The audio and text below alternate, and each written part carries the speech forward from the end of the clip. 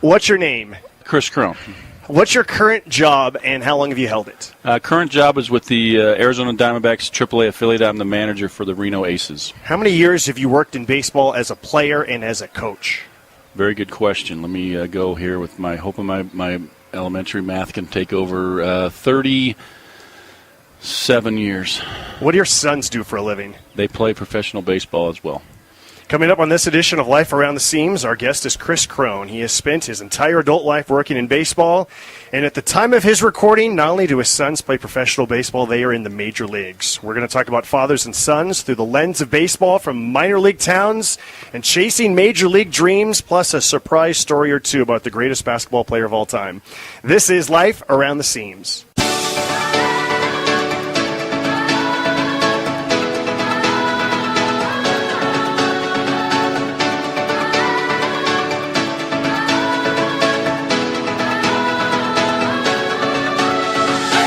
Former Major League pitcher Jim Bouton once wrote, "You spend a good piece of your life gripping a baseball, and in the end, it turns out it was the other way around all the time." Welcome to Life Around the Seams, a podcast about baseball people who have interesting stories from between the lines, and sometimes even more interesting stories outside the lines. Here's your host, Josh Sushan.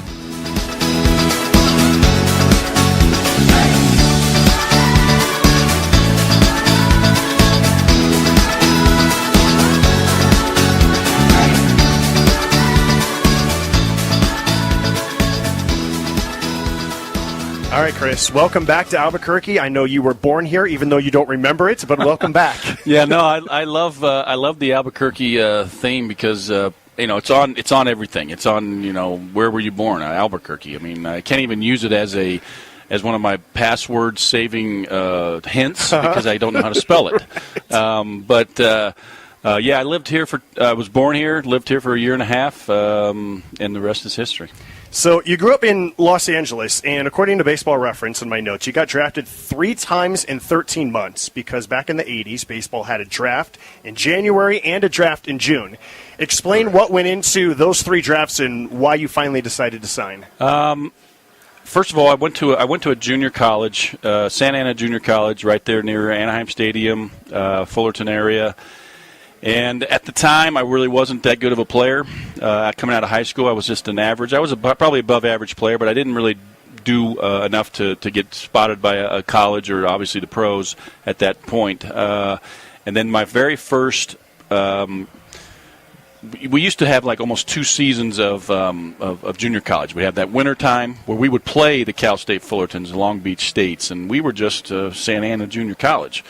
And all of a sudden they're out there watching so-and-so pitch from Cal State Fullerton, and I'm up there hitting, and I take him yard or I hit a double in the gap, and it just sort of happens that whoever – I got spotted at that time of the year. And then the January draft would come, and I got drafted by the Atlanta Braves. And then I could play that whole season out, my freshman year in college, and that was draft and follow. Draft and follow, so I could play that year, and then they could make a decision before the June draft would come up.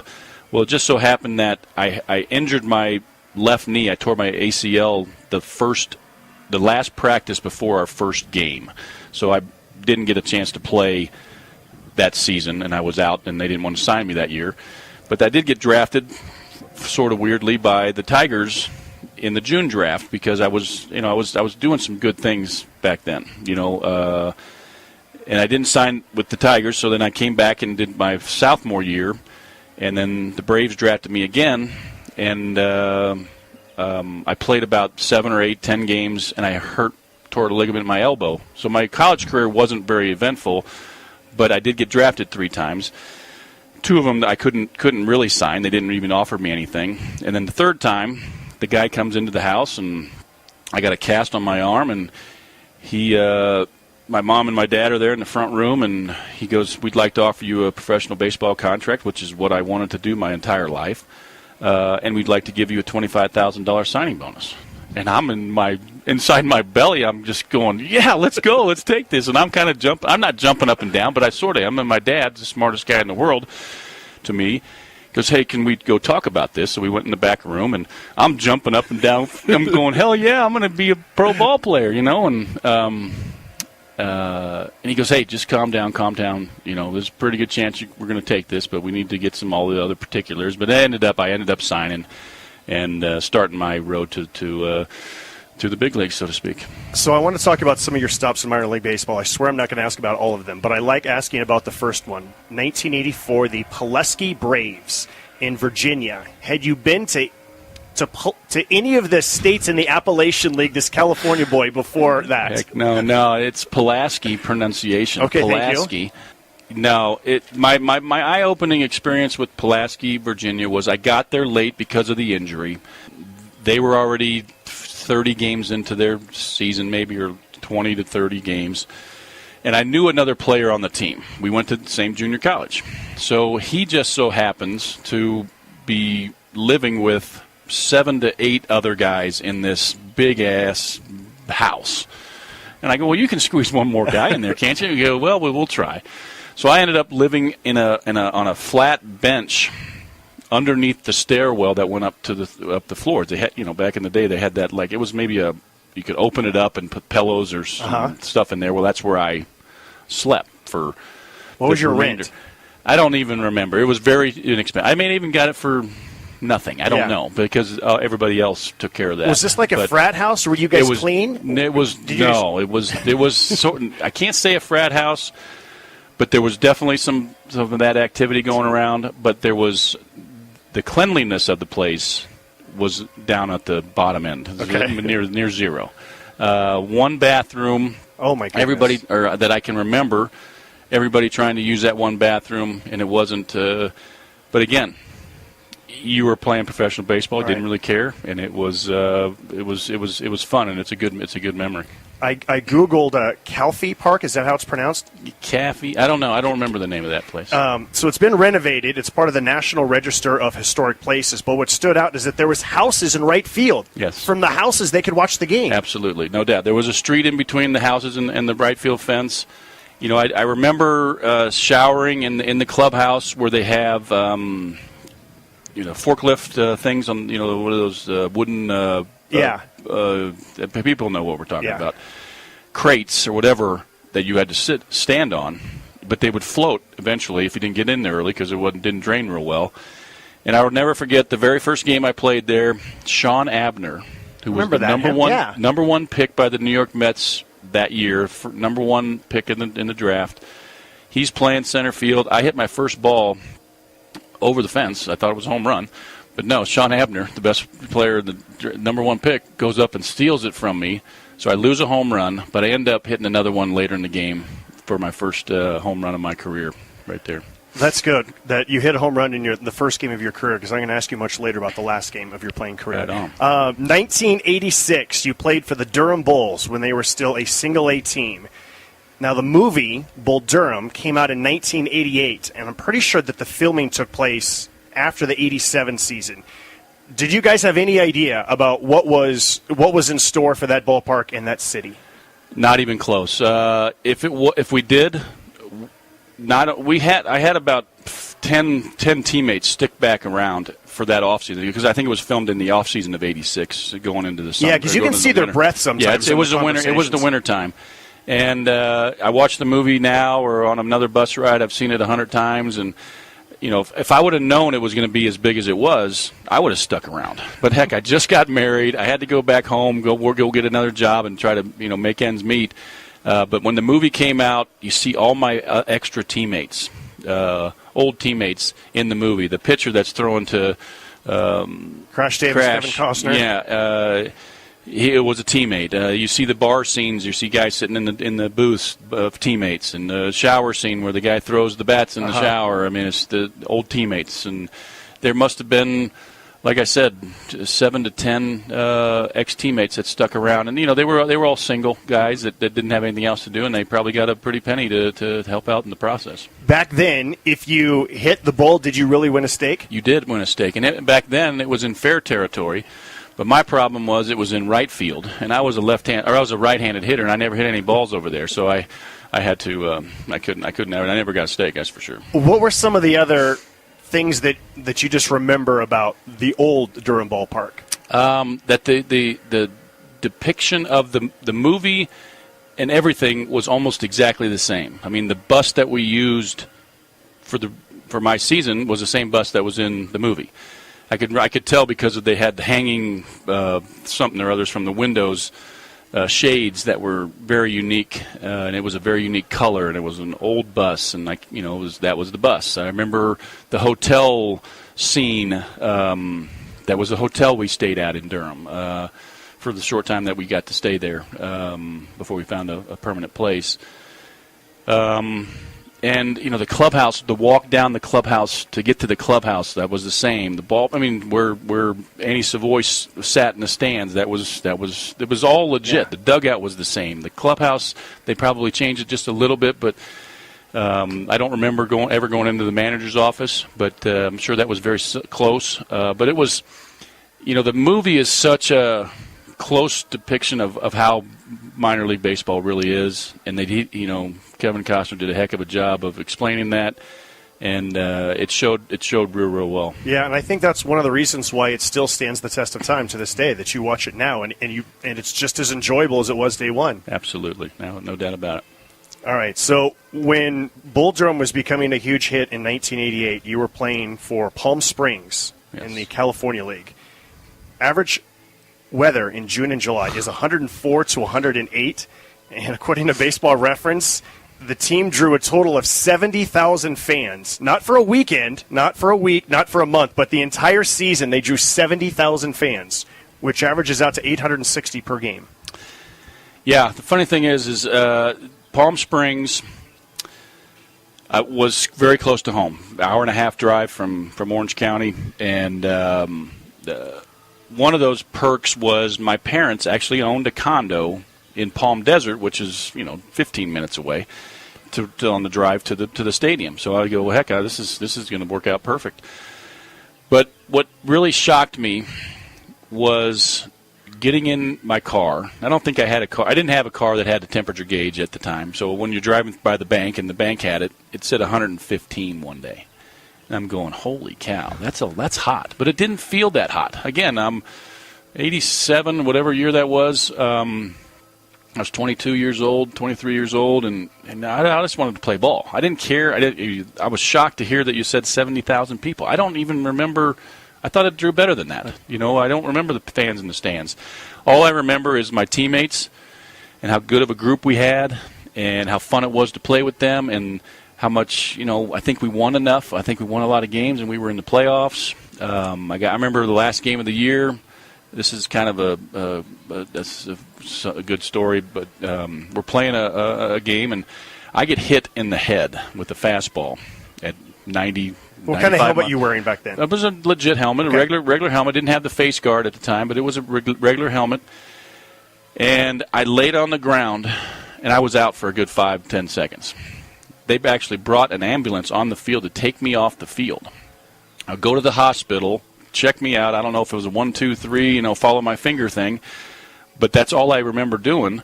Came back to the field to watch the end of that game, played the next day because it was the playoffs. Right. I didn't know any better. But I sure as heck know that if that happened today, I've never seen an ambulance on the field ever again, thank God, but they would never play the next day. It would be in concussion protocol and everything would go follow that procedure. But maybe that's why I've lost a few brain cells along the way. I don't remember as much as I used to, but that may have had something to do with it. You also played baseball in Canada. You played in Edmonton and you played in Vancouver, especially in April. What are your memories of playing baseball in Canada? It was chilly. It was Edmonton was great because that's back when the hockey team was really, really good. And you know what? When the hockey season was over, the fans would come out and they would support you like crazy. Both Edmonton and Vancouver, they would support you like crazy because the reason they would come out was because the sun would come out. And there were times when it was the 1st of June, like right about now, where we had a snowstorm in Edmonton or Vancouver or Calgary, one of those towns. I don't remember. I think it was Vancouver one year. we played a Sunday day game, and people are, they're not taking off their clothes, but women are wearing tank tops and bathing suits, and guys are taking their tops off, and they're just enjoying the sun and their beverages, their adult beverages, and they're having a blast. And the next thing you know, there's a storm that came in the next day, and it snowed us out for 2 days, which was like, you got to be kidding me. But that's baseball up north, and thank God, it gets cold in Reno early in the season too, but nothing like Canada. Yeah. So, like you said, this is Edmonton's heyday for Wayne Gretzky and Mark Messier. How often would you get a day game where you could go watch them at night? Did you ever get a chance to meet them or anything? Well, some of the guys did. Yeah. And my unfortunate background, I wasn't really a hockey guy. I remember one time we stayed in the same hotel in Edmonton at the start of the year, and I saw Marty McSorley walking down the street or in the hotel lobby or somewhere. But never, outside of that, a few of the guys went to a couple of the games. But I just wasn't a fan. I became a fan when Gretzky went to L.A., of all places, and because I was an L.A. guy, and that's why he brought more hockey people into the world because he made that move. But no, I wish I would have, but I didn't. As hard as PCL travel is nowadays, I can't imagine how hard it would be after 9/11 going in and out of Canada. But what was it like going in and out of customs on a regular basis throughout the season? It wasn't that bad. I mean, I don't remember it being bad at all. I mean, it was just part of the process. It's like anything else in minor league baseball. The poor living conditions I talked about earlier. Well, you didn't know any better. I mean, you didn't know. I mean, this ballpark here in Albuquerque is off the charts right now. But the old one wasn't nearly this nice, but we played in it because we were just supposed to. And, you just did what you were supposed to do. And you didn't know any better because there wasn't anything else to really compare it to.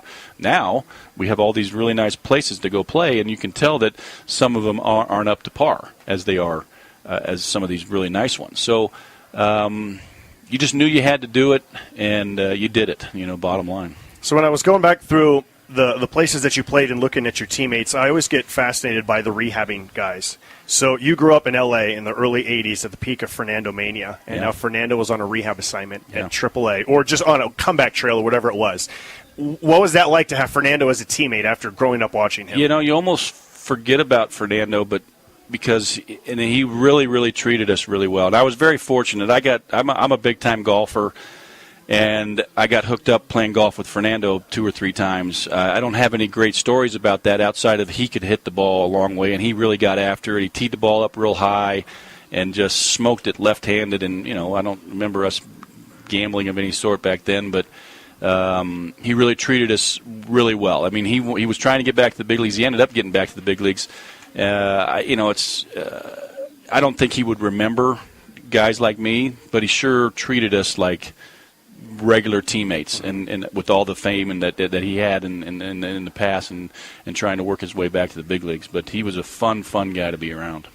You made your major league debut on August 15th, 1991 at the Metrodome.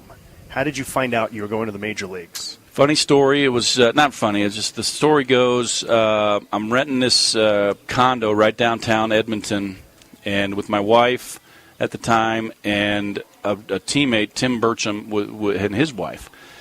And it was kind of one of those scenarios where I don't think I'm ever going to be a big leaguer because I kept putting up good numbers, and they would always take somebody else. Our numbers would be comparable with that guy, but I would just miss being the guy that gets called up. So I never really thought that it was going to happen. But that's what makes baseball so crazy, is when you least expect it, it happens. And I remember getting the call at like 2:30 in the morning, a.m., had a phone line, regular phone line, out in the kitchen. Him and his wife were sleeping on the couch. I'm in the bedroom, and the phone's ringing. Nobody's answering, so I go out there, and I answer the phone. And it's my manager saying, hey, got the greatest news in the world for you. You're going to the big leagues. And that's when it all started. It was one of those blessings. Again, I've been blessed so many times in my life, but I got to go back home to Anaheim, where I grew up, and play be in the uniform there in a stadium that I must have been to 100,000s of times or whatever. and was able to get my feet wet there. I got one at bat in that first call up of 9 days off a sidearmer Terry Leach. Flew out to right field on an 0-2 pitch. He could have thrown it anywhere. I would have been swinging, and thank God he didn't throw it in the dirt because I would have swung and missed. But that's how my call up went. When you got your first hit, it was off Jimmy Key. Yeah. Was your oldest son, CJ, in attendance by any chance, or was No. he probably back home? Funny story. I keep saying funny story, but the story with that one is I had Jimmy Key. I'd faced like maybe that first game that I got recalled back, and I got a couple of bats, and I didn't do anything. Hit a fly ball or something, but whatever. But so I did face Jimmy Key twice. The second time that I got the hit, we were up in Toronto, so CJ was not around then. Or he wasn't in Toronto.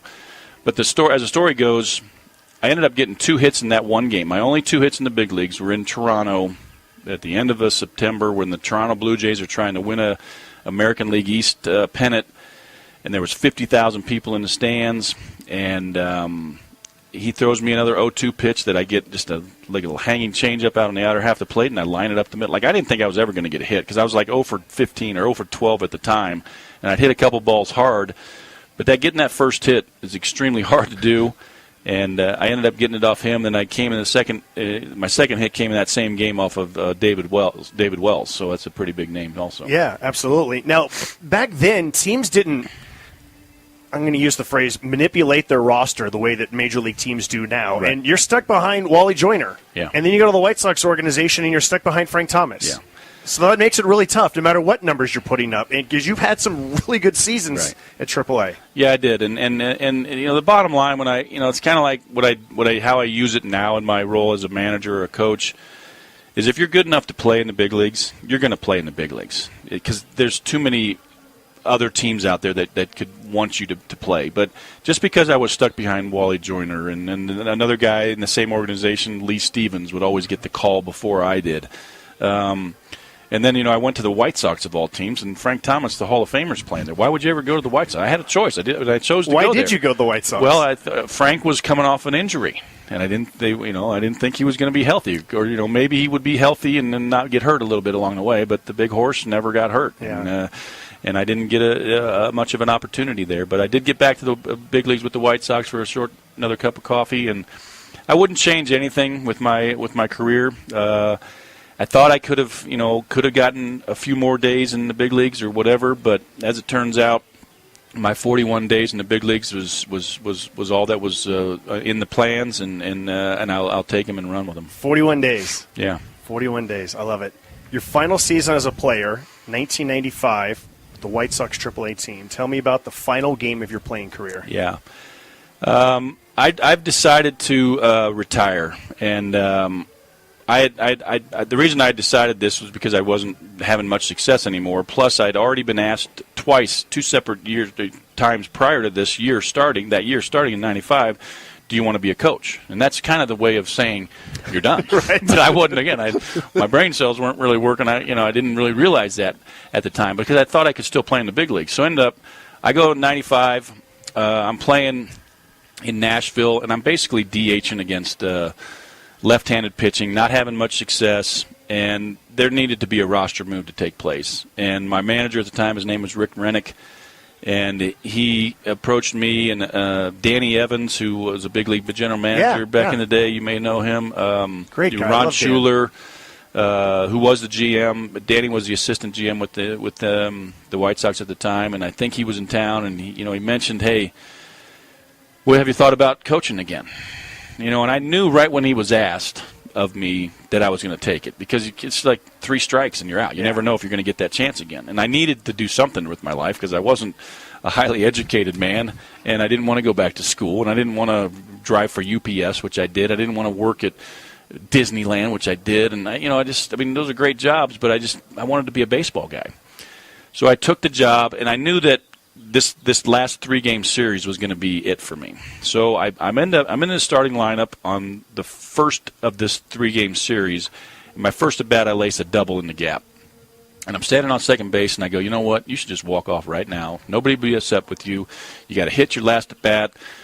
you could do this. But I down deep, I knew that wasn't the right thing to do, and I knew we were a little short on the bench, and I would put our team in a little bit of a bind. So I stayed in the game. Next at bat, another double. I go, okay, now you got to do it. I mean, you haven't gotten 2 hits in a game, and let alone 3 to keep this going. So, but I stayed in the game, and of course, the next 2 at bats, I ended up strike out. And the next day, the second game of the series, I was in the lineup. I came in to tell the manager, hey, why don't you play so-and-so, because I'm not going to be here in 2 days, and he's going to be here all year. Just let him play, and I'll be ready if you need me. So I didn't play that day. Then the third day comes. I'm not in the lineup, and we're losing 10-2 to the Iowa Cubs. And my manager comes up to me and says, hey, you're leading off the bottom of the 9th inning in this game. And I go, okay, that's great. So I proceed to get my bat, my brand new bat, tarred up. I didn't wear batting gloves at the time, and I got, it's all ready to go. Never swung with this bat before. I don't even think I took BP for 2 days.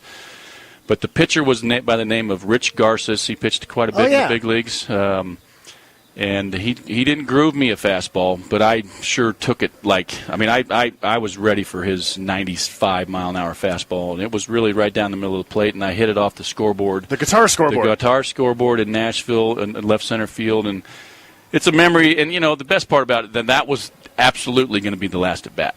And I did it in that fashion and run around the bases with a couple friends on the other team, playing positions I played against them for a long time. And it was just, I don't even know what the word surreal means, but let's just use it here, because it was just one of those perfectly timed and situations that, something really, really good happened. So you homered in your first game as a professional, and you homered in your last at bat as a professional. I forget the first one, the first game home run, but it definitely took place. Yeah.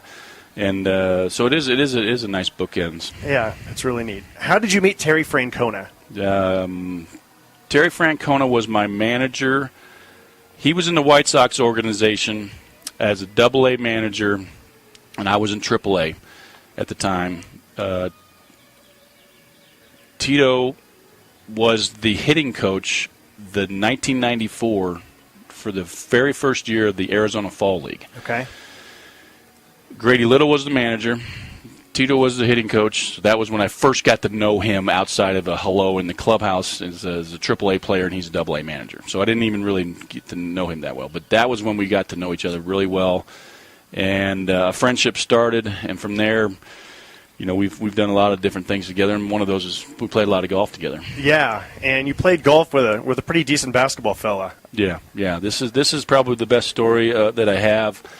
So it took me 27 minutes to get your best story. I love it. So Tito and I, we're going to spring training in '95, and this greatest basketball player of all time, Michael Jordan, just got done playing the '94 season with Tito in Birmingham, Alabama, and he's in spring training with the White Sox. He's trying to go to AAA and do this. It was unfortunate that was the year of the strike. Mm-hmm. And they wanted MJ to cross the picket line, right? Yeah, I'm sure they did. Yeah, but he didn't want anything to do with that, and so that was his way of getting back into the NBA, which is where he needed to be. So my story is, I'm a golfer, Tito's a golfer, and Jordan's a golfer. And Terry goes, hey, you want to play golf with Jordan and I? You only have to ask me once, pal. So this is not like you want to be a coach. You have to ask this is like the real deal. This is like as good as it's going to get. So the best story I have, I ended up playing golf with him 4 times, but the very first time we went out. Now, we've had spring training for maybe 7 to 10 days up to this point, and Jordan's locker was fairly close to mine, maybe 1 locker away. And, we talk and we say hi, but he's Michael Jordan. And, I know a lot of baseball people in my life that have been Hall of Famers for that matter.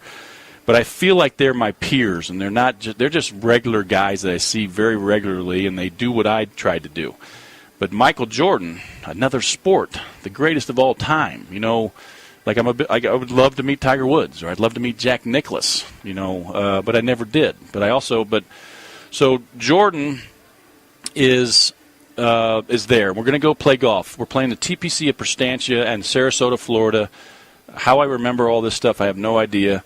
We drive up to his house, which he's renting for spring training, which is right on the first fairway of this very nice golf course. There's 3 or 4 or 5 golf carts on his back patio.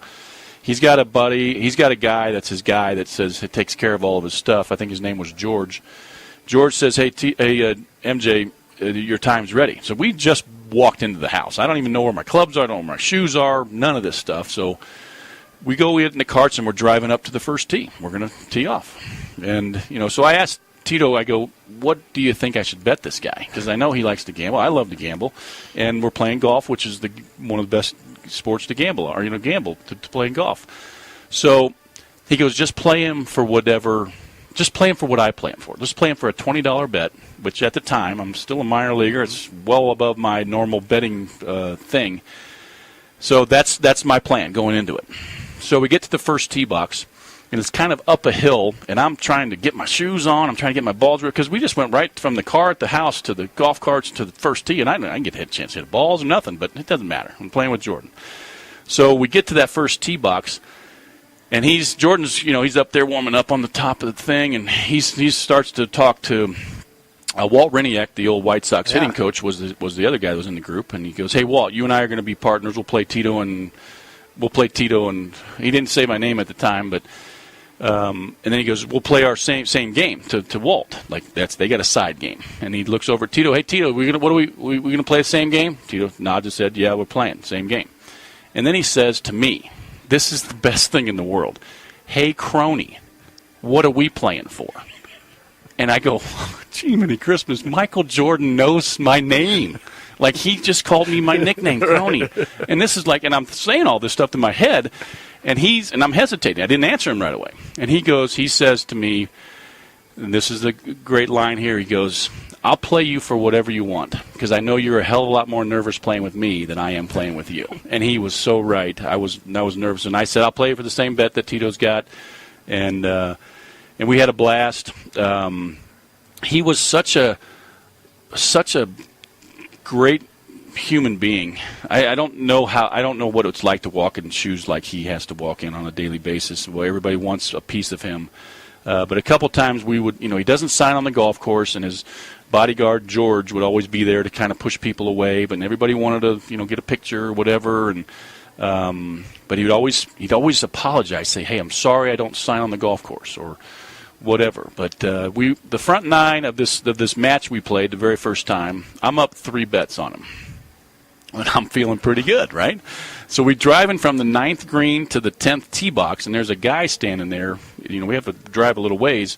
He's got a basketball under his arm, a pair of Jordan shoes, and like 10 $100 bills draped across there. Like, if you sign these, I'll give you $1,000. I don't even know how much it was. So Jordan whizzes by them and says, "Hey, I don't sign on the golf course, but the way I'm playing, I may need that money. You may see me in the parking lot after the round." Like, just joking around like a normal guy, So he ended up pressing the bet on the 10th tee, and he ended up beating me 5 ways on the back. So I have to fork over $100 to Michael Jordan. And I don't have a $100 bill like he does, So I got 20s and 10s, and I think I got some couple ones in there, and I handed over to Tito, him. can I borrow $5? Exactly, but he sure as heck took it, because that's how you do. You lose a wager, you got to pay up, and he took it, and he was a very competitive person. Play you for a nickel. I mean, play cards in the clubhouse. Big cribbage player. He'll play you for whatever. He just wants to win. What was the banter like on the golf course with Michael? I don't remember a whole lot. I remember in the 4 rounds that I played with him, I made 1 birdie, which I'm a pretty good player, and to make only 1 birdie was odd. But I only lost money to him that one time, so I held my own. Okay. But I don't remember any major needling or But I remember reaching a par 5 in 2, and I rolled up my eagle putt to about 25 feet. So I hit a terrible putt. And Jordan reached the hole in 2 also, but he rolls in his eagle putt, and he gives me my 25-foot birdie putt, and that was the only birdie I made in the 4 rounds. But I held my own. Was very lucky to have had that situation happen. I guess another part of this Michael Jordan story that is really, really cool is, so he ends up going back to basketball. I'm still there, in minor league camp, and I know the trainer real well, Herm Schneider.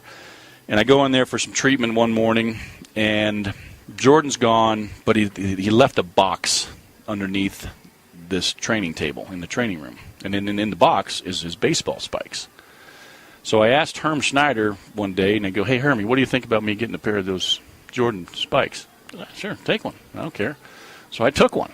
I still got it to this day. It's one of my prized possessions in my collage of Hall of Fame signatures on this side and Jordan spikes in here, and those shoes, believe it or not, memorabilia-wise, and the collectors of the world. I probably shouldn't be saying this, but I hope this is. I wish you all the best in the world, but hope this podcast doesn't get it. But I have at the house, and those shoes are worth $20,000, $30,000. Oh, for sure. Because think about how many pairs of basketball shoes he wore in his career, but he only played a small amount of time baseball. There's only so many cleats that he wore. Right, and these are very much original. So what's your address? What's your home address? I got that. I think I live in Columbus, Ohio now. But those stories and those times are invaluable, and so lucky to have the people like Terry Francona in my life to give me the opportunity to hang out with one of the greatest basketball players of all time. How much time between your final game as a player and your first game as a coach, approximately? A month. About a month. Yeah, I think I shut it down May 15th or 20th or something like that, and the season started in Pulaski, Virginia after the draft, middle of June, so it was probably a month. They didn't have anybody else who was going to coach if you had said no, or did they? I don't know. They probably had a secondary plan, but they also knew that, dude, you're done. Yeah. And they would have been a little bit more honesty would have came out, and they didn't really. They gave me an option of what I wanted to do, continue to play or this, and you know what? I definitely made the right choice. I had no regrets at all of continuing to play. It's always a hard decision to make because you've played the game of baseball your whole life, and now you're at 31, 32 years old, whatever I was, and you're done. Now what are you going to do? Well, I have this opportunity to do this, and it's the same stuff, and it really was. I just didn't have to perform anymore, and then I got to be a manager. If my math is right, CJ was approximately 5 and Kevin was about 2. You're right, exactly. When did they start coming to the ballpark on a regular basis? Right then. They were there from that day on. Maybe Kevin couldn't get out there at 2 years old, but CJ was out there at 5, and Kevin probably the next year. I was in Hickory, North Carolina, one of the greatest places I've ever managed in. Would be out at the ballpark doing their thing and catching fly balls and just straight playing ball, and it was as early as that. Was there any players that stand out where your sons just naturally gravitated to that player? Yeah. One of them with the White Sox was Joe Creedy. I remember him. Joe Third baseman, right? Yeah, third baseman. He was on part of the 2005 World Series team. I had Joe as a young high school signed player in low A ball, went to high A ball together, and a year in double A. So we had him like 3 straight years, and the kids just sort of gravitated to him. And to this day, CJ wears number 24 because Joe Creedy wore 24. Really? That's the story there, because Joe was just and CJ, I don't know, 7, 8, 10 years old in that period, just remembers how much Joe did for him. And now CJ's the big leaguer, and Joe still texts me and congratulates me on my kids, and he's retired in Kansas City area, and just he's a father and doing his thing too. But it's really nice to have a story about something that you had. I didn't even know why CJ was 24, but he always wanted to be 24, and now he is again with the Twins, and that's the reason why. That's cool. I love that. 2000, you managed AAA Colorado Springs. Mm-hmm. And again, if my math is right, I think you were 36. Yeah. And among the players who you managed, Steve Olivares was 39, and Ed Vosberg was 38.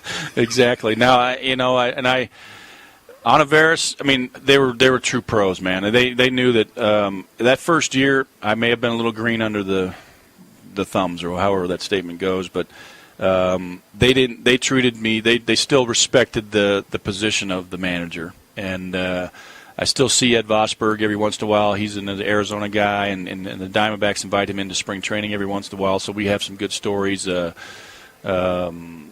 continue to mash around. But this another golfing story is I played golf with Ed Vosberg in Colorado Springs one year. It was 2000, 2001, or 2002.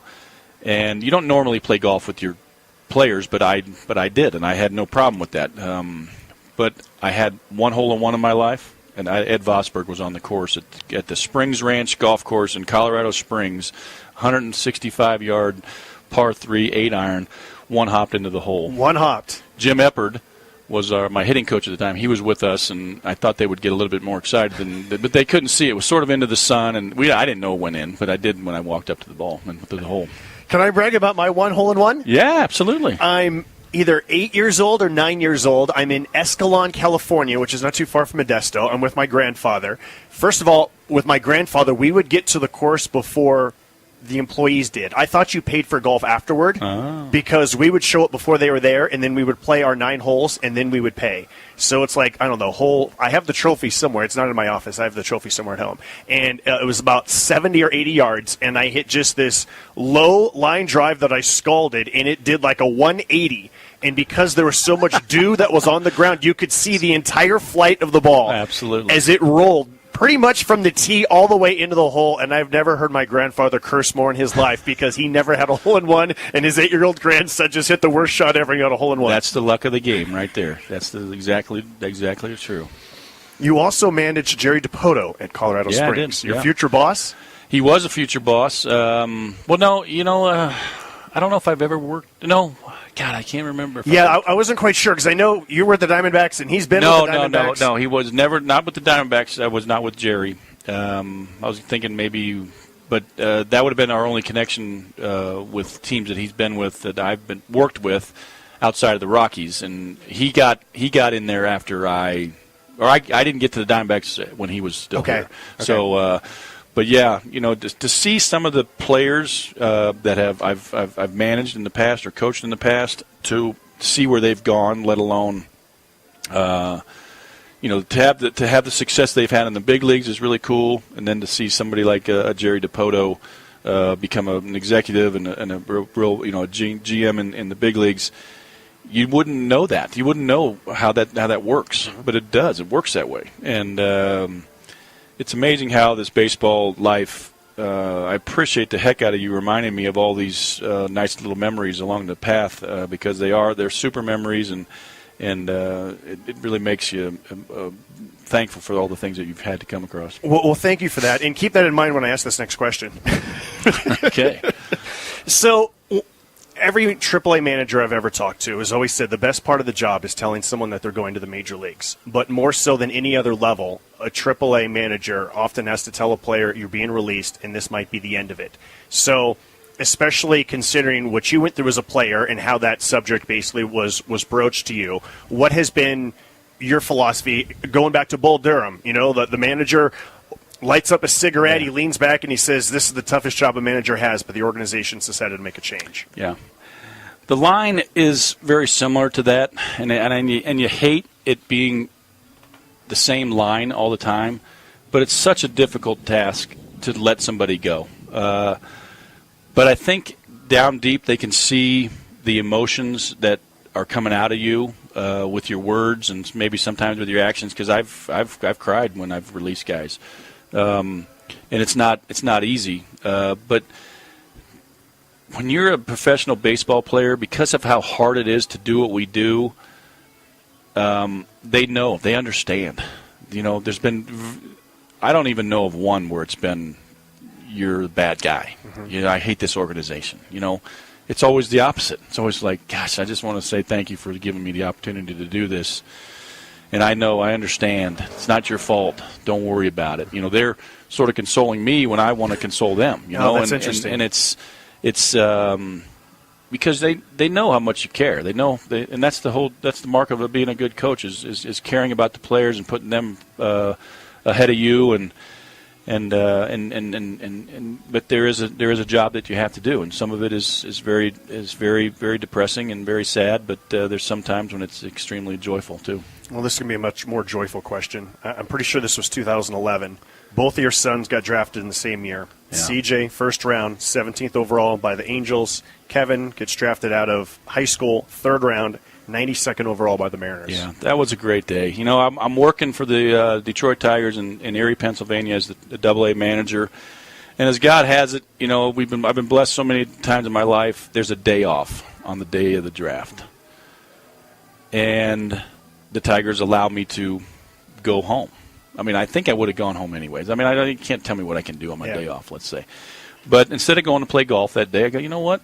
Let me go home for the draft. It'd be perfect. So I surprised them for lunch. You know, my mom lives in the area, and my daughter was there, and I say, don't tell them I'm coming, but I'm gonna make they have a big festivity plan. We got the high school that they both went to, and all the friends and coaches, and are going to go to this gym, this workout facility that we went to, a very nice place, and we're going to have a draft party, you know, and you don't know when these guys are going to get drafted. You know, CJ was ahead of Kevin at that time. He was in high school, college, and CJ was mentioned that he was going to get drafted in the first round. So, you know, that's great. But they were surprised to see me. We went to the party, and the draft starts, and, you know, of all things, you know, CJ gets taken by the Angels. That's my team. That's our hometown team. That's my hometown team. You know, that's the team I played for. You know, I mean, I have a little legacy there, so to speak. And, you know, you're the guy. You got drafted by them. And, you know, I was looking up at the TV. You know, the Dodgers were the pick before that. You know, and I was never a real big Dodger fan. And it's funny because the kid that got drafted right before CJ, you don't know how they're going to say CJ's name. His name is Christopher John Cron Jr. He's got the same name as me, but we don't know how they're going to say it. So the guy that was drafted before CJ, his name was Christopher Withrow, right? Something like that. I think it's Chris Withrow because he played for the Isotopes. And I don't remember his name, but it could very well be him.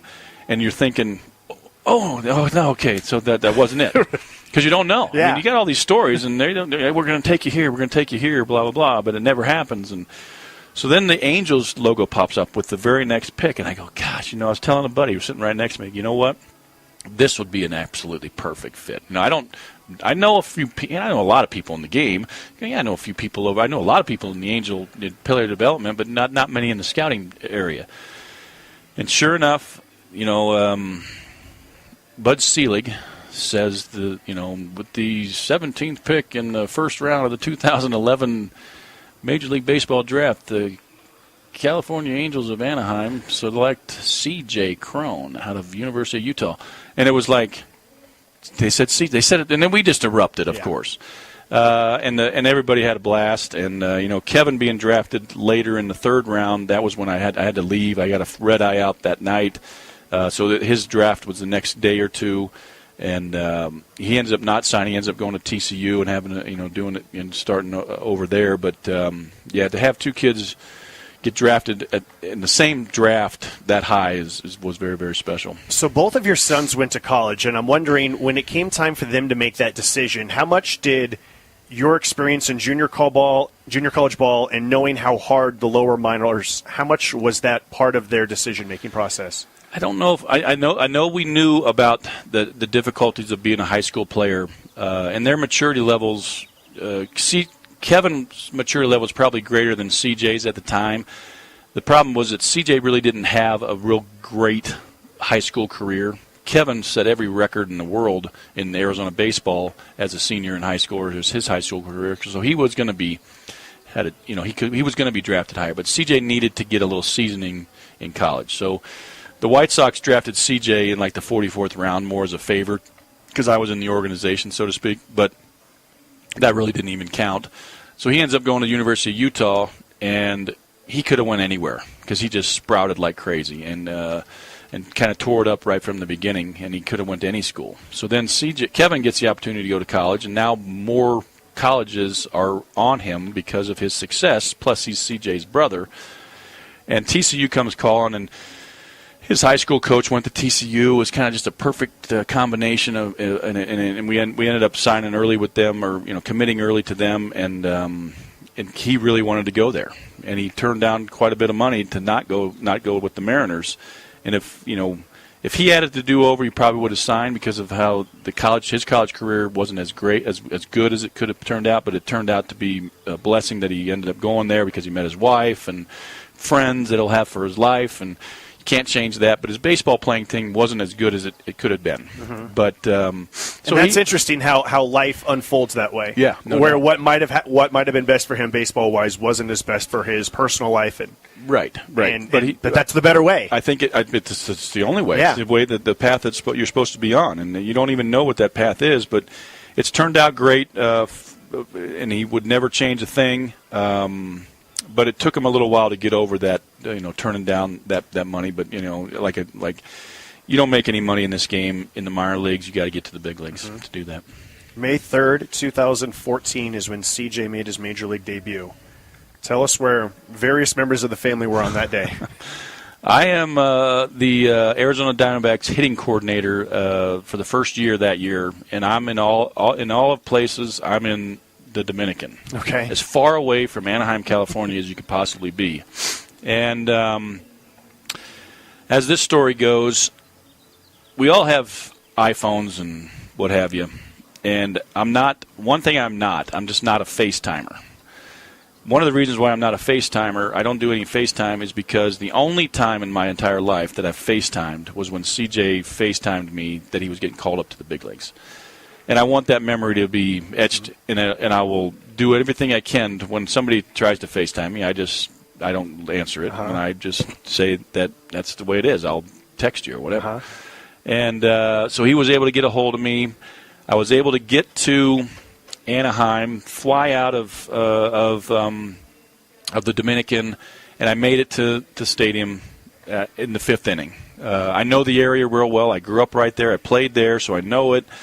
Unfortunately, when I left the Dominican, I had some money stolen from me, and I didn't have any cash on me. So I'm sitting at the airport in John Wayne. As I'm going through this whole thing, I need to get some money out of the ATM to pay for the parking when I get to Anaheim Stadium.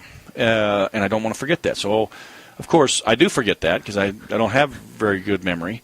And as I'm driving and I get off the freeway, I go, I don't have any money. How am I going to pay for parking? But it was the 4th inning or whatever at the time.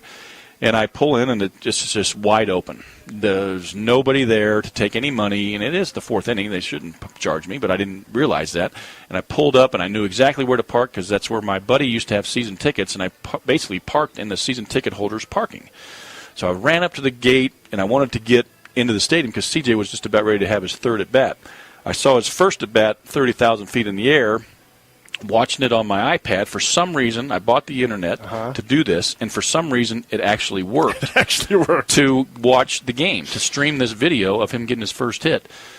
I yelled. Hold on, let me pause. When he gets his first hit and you're on the plane, what's your reaction, and what are the people around you on the plane No, thinking? I yell out. I go, I don't know, hell yeah, or whatever. And the lady sitting next to me knew we were kind of watching it together.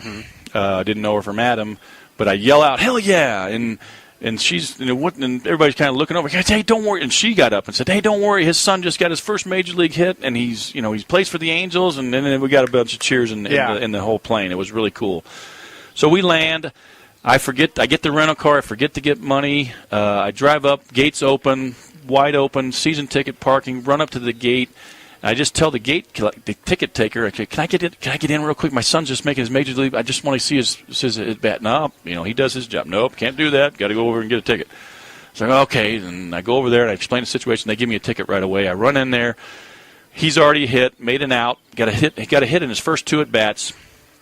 And then I go to an usher, and I just explain to the usher, hey, my son's over there. He's playing first base for the Angels. His major league debut. Oh, yeah, he's having a great game. I go, yeah, no, I just got here. I came in from the Dominican. Is there any chance you could just let me go walk down there to the railing and just yell out his name? Yeah. A dad yelling, CJ. Hey, Siege, and he would know that I'm there. Because I told him I don't know if I can get there. I'm in the Dominican. He goes, okay, just, I'll do my best. So as I'm walking down the aisle, we get right to the dugout, the seats right in front of the dugout, and I look over to the right, and there's Thad Levine, the GM of the assistant GM of the Texas Rangers at the time, and I know him from the Brocky days, and he had an extra seat, and so I sat. He goes, here, you can sit here with me, and the usher said, oh yeah, that's great, perfect. So I sat there, watched the remainder of the game from the 5th inning on with the GM or the assistant GM Thad Levine with the Rangers. CJ ends up getting another at bat, or a couple more at bats, but he gets a game-winning hit in the bottom of the 8th inning. It wasn't the bottom of the 9th. It wasn't a walk-off or anything, but. And then to go down to the family section after the game, they won the game. He did really well, got 3 hits. And to see his expression when he sees me, because I didn't tell anybody. I mean, my other family members were sitting somewhere else. People came over from Arizona and got to see that. So he knew they were there, but he didn't know I was there.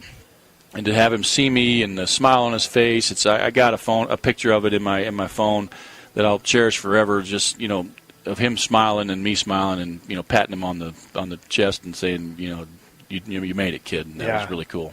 That's so awesome. I love it. I love it so much. Tell me about the decision. So last year you were the Diamondbacks roving hitting coordinator as Kevin makes it to AAA for the first time. Tell me about the discussions this offseason that led to you becoming the manager of Reno, knowing that there was a decent chance your son would be one of your players.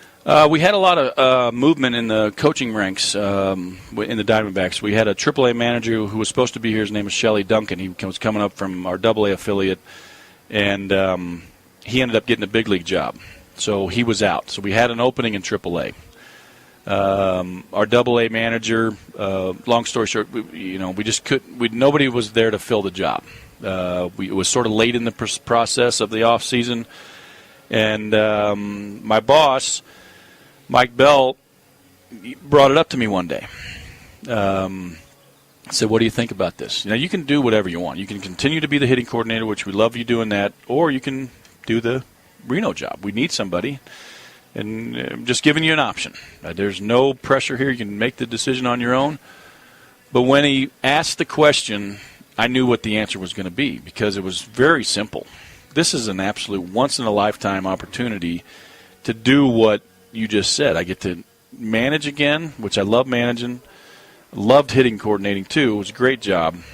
But I can always do that again if it's presented to me. But to be able to manage your own son and have the opportunity, because he's really close, he's knocking on the door. He might get called up this year, and you might be the guy to do that calling up. So you put the plus-minus chart together and say, well, what are you going to – there was a whole ton of negatives. Mm-hmm. But the one positive was get to manage Kevin Cron, your own son, and with the possibility of getting to call him up to the big leagues. And it was a no-brainer. I knew the decision 5 seconds after he asked me. Mm-hmm. But I went through the process of the plus-minus chart and talking to other people, and it was a decision that was very, very, very, very simple, and so glad that I made it that way, and because it's been a great thing. Does he call you Skip? Does he call you Dad? Does he call you Chris? What does he call you? Or what did he call you in the dugout? He called me Dad. Called you Dad? Yeah, he called me Dad, and it was really cool. And he's got such a great personality, and it could have been a real tough situation, managing. I've managed other dads' sons that are coaches. Mm-hmm. And sometimes those players weren't performing as well as they should, and they didn't get to play as much as they should have, and maybe the dad thought they should have. And I was never really in that predicament because both CJ and Kevin in our organization, he just kept playing really well. Yeah. So there was no question about who should be playing. Kevin should be playing. And but the clubhouse, the environment that this clubhouse, 20 years of managing, like I said, I don't know if I said it here earlier, but I've said it numerous times this year, that we have a super strong group of players. Yeah, we haven't won as many games as we'd like to do, but that doesn't – it matters, but it's not the end of the world. The camaraderie, the way they get along, the joking around, the way they pull for each other is off the charts. It's special. 2-3 times in my 20-year career where I've had this. And Kevin added a lot to that. And Kevin, well, I'm not saying he was the alpha male in the room, but everything sort of went through Kevin. Hey, what are we doing after the game, Kevin? Mm-hmm. Hey, what's going on? What are we doing now? Through Kevin. Or, there's some veterans down in that clubhouse that played in the big leagues, but they all had an opinion. Everybody had an opinion. It wasn't all about Kevin, don't get me wrong, but Kevin had such a good relationship with everybody, as did everybody else in that clubhouse, because everybody just liked each other. Whether it was playing cards or giving a guy a hard time about this or that or whatever, they did it, and they did it in the best, most professional manner. It was a joy to watch. So it was always it was easy, and they were pulling for Kevin. You know, especially with the start that he got off to, like, when is he going to get called up, for crying out loud? Yeah. And when it happened, so tell us the story. The story is, one of the, you sit around and you have this job title, and you know it's probably going to happen, especially with the start that he got off to, and you kind of script something out, like, how are you going to do this? And you think about 2 or 3 scenarios that, well, this could happen, I could do it this way, or that could happen, I could do it that way. Or let's say we're playing here in Albuquerque and I get the call earlier in the day and he doesn't have to fly out till tomorrow morning. Well, I'll have him hit third in the lineup like he always did, but I'll make a hitting change instead of a pitching change, and I'll be hugging him in the on-deck circle like, hey, dude, you're going to the big leagues. And it would be kind of cool because I'd tell the guy on the bench, the trainer, to get it on video, and it'll be out there forever. That would have been cool. But it didn't happen that way. Nothing in this scripted life that we sometimes want to live in it wasn't perfect. It was perfect because it was unscripted. You know, Mike Bell calls me, my boss, and says, hey, Kevin's needs to go up, but it's not for sure that he's going to get activated. Oh. And I said, I don't care. This is as close as he's ever going to go, and I'm fired up. You don't have to apologize about everything. This is the greatest day of my life. So I went down to the front desk. We were actually in El Paso. I went down to the front desk to get his room number. I actually texted him and said, hey, your sister Carly's coming to town. It would be nice if we set some things up with her and your wife, Delaney, to do some things together. Well, I'm texting Kevin, and I didn't text him at all this year because he's with me the whole time. So he said, I knew something was up. And I'm trying to play it off like, hey, dude, I just want to see you, you know? But he said I texted him twice this year, and he thought the first time was sort of a joke also. I don't even remember what that one was, but he caught me. So I knock on the door. I go, dude, this is it, buddy. You're going to the big leagues. And it was a hug and a high five and a tears of joy. And I'll tell you, the best part about this story was when you have a 26-year-old son, you've seen him and heard him cry a whole bunch of times in their life. But this cry of happiness, of joy that we're both having, where I'm hugging this big bear of a man, this 6'5", 260-pound man, and I'm hugging him, and I hear him sobbing on my shoulder, sobs of joy, like, that little sniffle. Yeah. It was the greatest sound I've ever heard in my life, and he remembers it because he told the same story too when they asked him about it, and that was the unscripted, the best version that this could have ever taken. And I gotta give the White Sox or the Diamondbacks a ton of credit because they flew out me, they flew out my ex-wife and my daughter and family, and we all got to go out in first class, stayed at the big league hotel, took care of flew out Kevin's wife to experience this once in a lifetime experience of him making his big league debut in San Francisco, of all places, one of the best big league ballparks out there. So for CJ, you were hustling and just barely got back. For Kevin's debut, you got to watch the whole thing. How much were you able to just wander around and soak up the atmosphere of a gorgeous ballpark? I wandered, and when I'm watching my kids play, I don't want to sit by anybody. And I was very fortunate to contact one of our people, and I was able to get scout seats right behind the plate. And there was no scouts, no Diamondback employee was there.